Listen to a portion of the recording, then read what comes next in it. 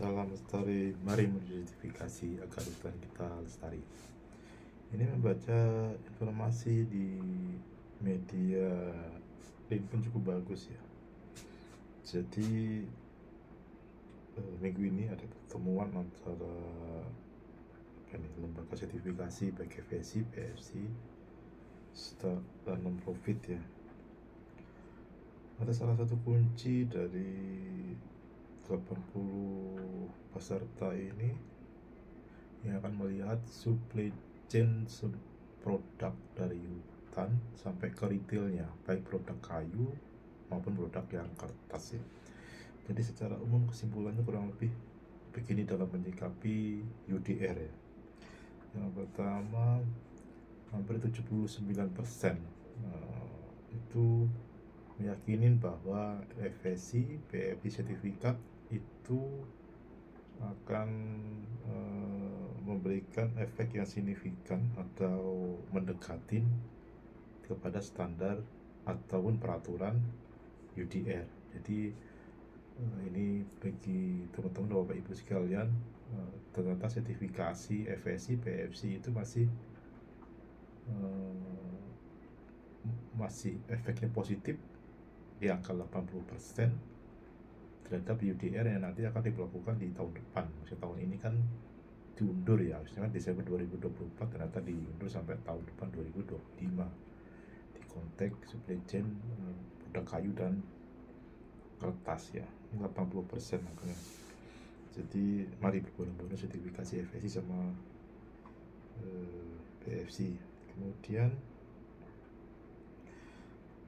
di sini juga disebutkan bahwa diharapkan ke depannya ada sebuah regulasi ataupun keinginan dari Bapak sekalian para pemegang sertifikat FSC, PFC untuk melakukan beberapa action ataupun beberapa improvement ya. Yang pertama, akan mengadopsi sebuah teknologi IT ataupun peralatan IT supply chain di mana akan lebih mudah untuk melakukan tracking atau traceability produk hutan atau paper dari hutan mana. Jadi ini lebih kepada IT system dan tentunya akan menimbulkan costing ya bagi perusahaan-perusahaannya. Dan kalau FSC sudah ada namanya FSC Trace ya, ini sudah ada. Jadi sistemnya di PFC juga ada setahu saya, Pak lupa saya namanya. Jadi mengadopsi IT-nya. Terus kemudian yang harus dilakukan adalah risk assessment. Ini risk assessment ini dari Bapak Ibu sekalian bisa melakukan namanya risk assessment atau penilaian risiko terhadap sumber bahan baku yang akan dikirim ke Eropa ya. Untuk negara-negara yang kategori high risk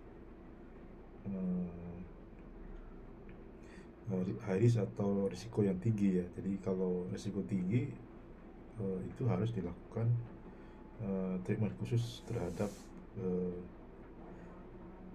bahan bakunya.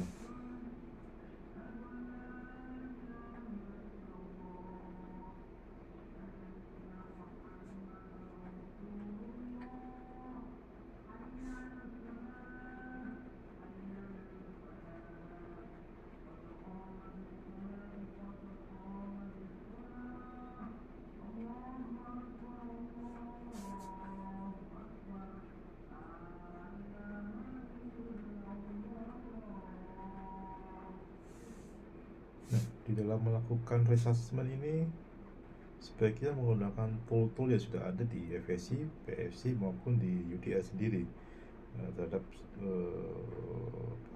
bahan bakunya.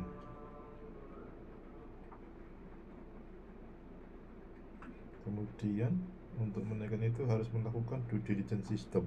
Jadi salah satu sebenarnya di dalam konteks due diligence itu ada diligence, itu standar gathering information, risk assessment sama mitigasi mitigation itu mitigasi yang harus dilakukan ya oleh Bapak Ibu sekalian. Nah, untuk mengurangi terhadap costing IT atau menyewa IT, maka harus dilakukan